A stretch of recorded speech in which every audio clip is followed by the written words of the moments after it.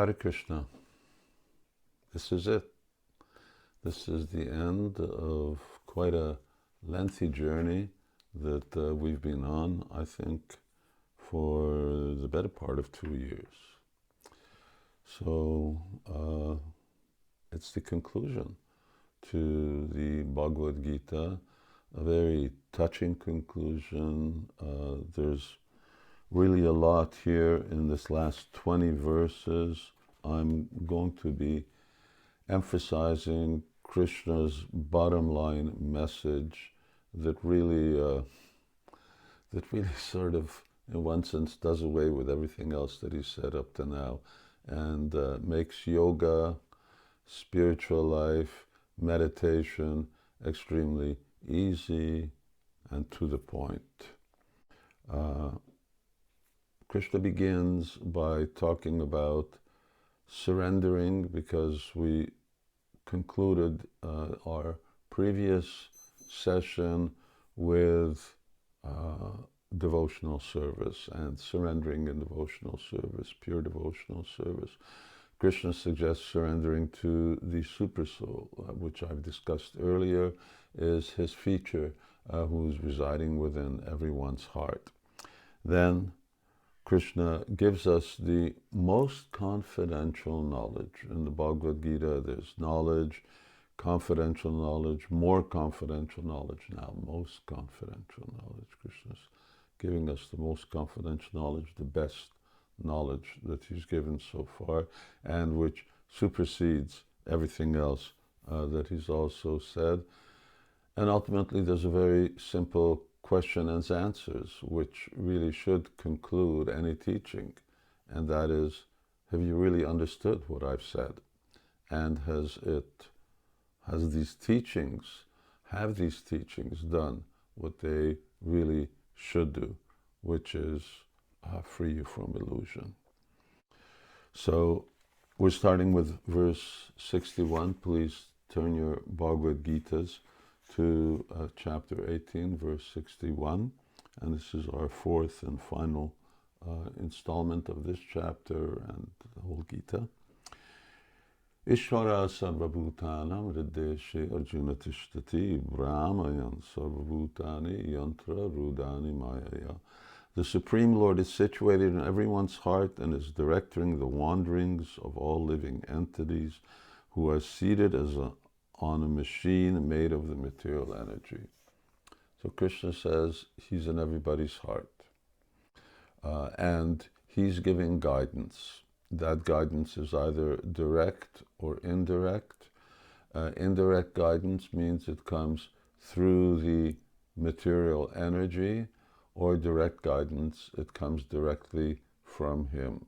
Those who ignore Krishna's teachings, people who are not interested in self-realization, then they will be under the modes of material nature, which we've spoken a lot about, and those who are advanced souls, who are wanting to progress in spiritual life, to them Krishna speaks directly. And he makes this very poignant directive, that here we are like passengers on the machine of this material body. Yantra rudani mayaya. One of the main thrusts of Bhagavad Gita was to actually understand our identity as being separate from this body. And Krishna then says, yes, if you recognize that he's there as the super soul, then surrender to that super soul within the heart. Do what he tells you. If you can't hear him directly, hear what he says through revealed scriptures and great saints. So Krishna says, now I'm explaining to you knowledge which is still more confidential. He says, and this is a very interesting statement, Tatechasi tatakuru. You just think about it and do what you want. There's no force. Krishna's not forcing everyone. He's giving us the choice. He's teaching us, now you do with this what you want. And it's up to all of us. Do we want to really take seriously that which Krishna has taught. There's not going to be any force involved. It's about free will. Why? Because love means free will. Love cannot be forced. You can give reasons why someone should be loved, but in the ultimate issue, if those reasons are not enough, then you don't have to. And if they are, then yes, by all means, you can embrace that relationship. Now, Krishna says, because you are my very dear friend, I'm speaking to you my supreme instruction, the most confidential knowledge. Now hear of this. So now we're getting to the most confidential knowledge.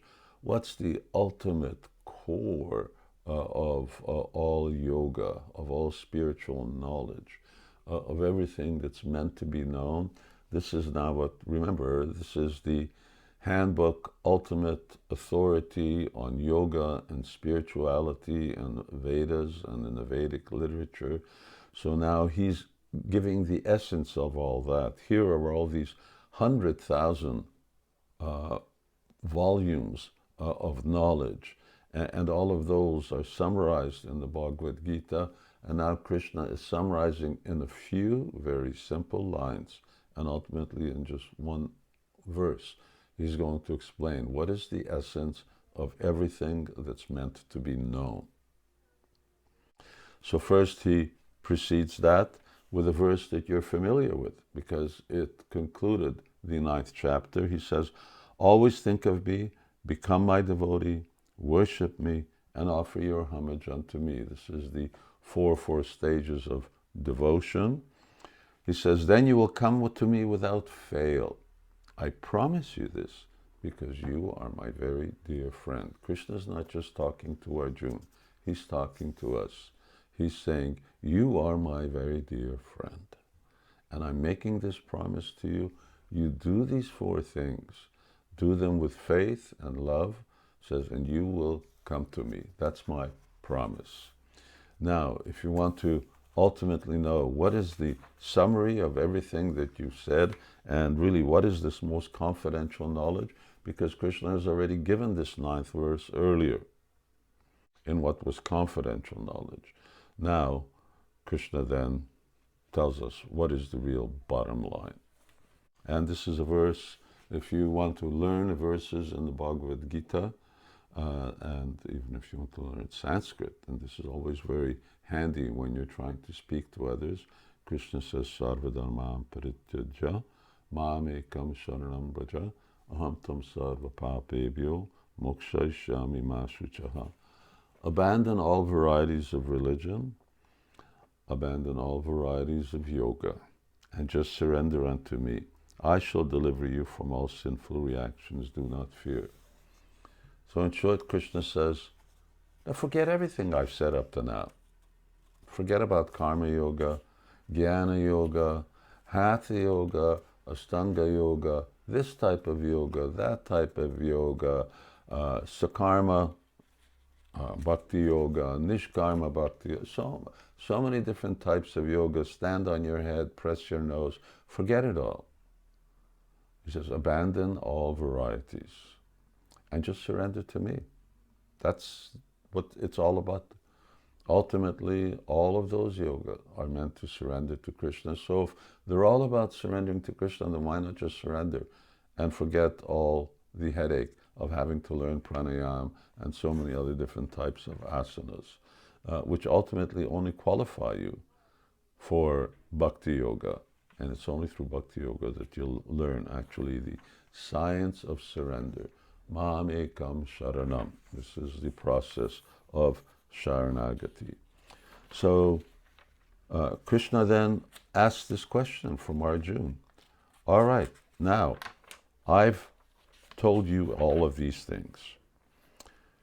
He says, have you heard this with an attentive mind? And are your ignorance and illusion now dispelled? So have we heard Krishna's message? And Krishna says what it's required to actually get the message. He says, hear this with an attentive mind And if you hear with an attentive mind, then what will be the result? Ignorance, illusion will be dispelled. It's very easy. It will no longer be an illusion. What does not being an illusion mean? It means that you will agree with everything that's in the Bhagavad Gita. That's what it means to be free of illusion. And being an illusion means is that you question something or everything that's in the Bhagavad Gita. And then Arjuna answers, all right, the teacher has asked him, now do you understand what I've been telling you? And are you free of all the bewilderment that caused you to doubt in the very beginning? And Arjuna answers, Nasto mahasmriti labdha tat prasada mayachyuta stitosmi gata sandeha har harishe vachanam tava. Arjuna said, my dear Krishna, O infallible one, my illusion is now gone.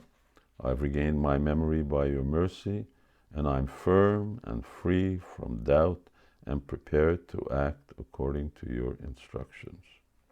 So Arjuna says, yes, my illusion is now gone, and I've regained my memory. I remembered. I remembered what? I remembered that I'm not just this body. I remembered that I'm your eternal servant. And I don't have any doubt. I'm very fixed in this conviction. It isn't just something that's passing, it's there. And so what? So whatever you now tell me, I will do. And that is ultimately the bottom line of success in yoga, that whatever Krishna tells us, we will do. And of course, Krishna has already said, you surrender to me. Now, what is that process of surrender? And what are the instructions that Krishna gives in this practicing and perfecting the science of Bhakti Yoga? That's to be found in the Srimad Bhagavatam, which is not just one volume like the Bhagavad Gita, but is quite a few volumes. And in there, not only do we learn the science of devotion in much more detail than it's described in here, but we also learn a lot more about Krishna. Then, in fact, half that book is just all about Krishna, Krishna's incarnations, Krishna's appearance in this world. So that's another set of books. It's a set that if you really want to progress and then go beyond the teachings of the Bhagavad Gita, follow the direction that Krishna gives us in the Bhagavad Gita, then let us know, and we can either in Hungarian or English, we can send you sets of Bhagavad Gitas.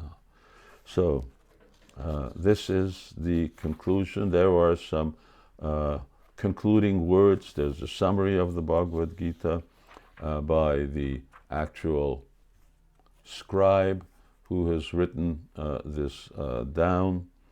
Sanjaya said, thus I have heard the conversation of two great souls, Krishna and Arjuna, and so wonderful is that message that my hair is standing on end. I hope your hair is also standing on end.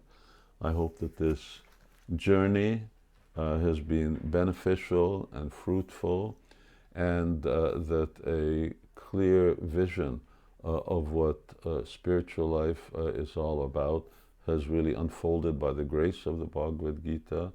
This is an extraordinary and transcendental literature. It's something that you should keep in your pocket, although this version may be a little too big to do that. There are smaller pocket versions of the Bhagavad Gita. And whenever we find that either doubts or illusion enter into our minds, then anywhere you open it up, you will find that it will actually answer all of your questions. So thank you all very much for bearing with us. And if any of you, up to now, after such a long time, haven't got a Bhagavad Gita, well, please get one. That would be Harishe Vachanam Tava. I will do as you ask. So that's one thing that we should do, is everyone should have a Bhagavad Gita in their home. And along with that Bhagavad Gita, then you should have the Hare Krishna Mahamantra and the chanting of the Hare Krishna Mahamantra as the integral daily yoga practice that will free you from the influence of modes of material nature and bring you to the transcendental platform. And if by some miraculous chance you forgot what that mantra is, well, here it is. Hare Krishna, Krishna Krishna, Hare Hare, Hare Rama, Rama Rama, Hare Hare. Hare Krishna.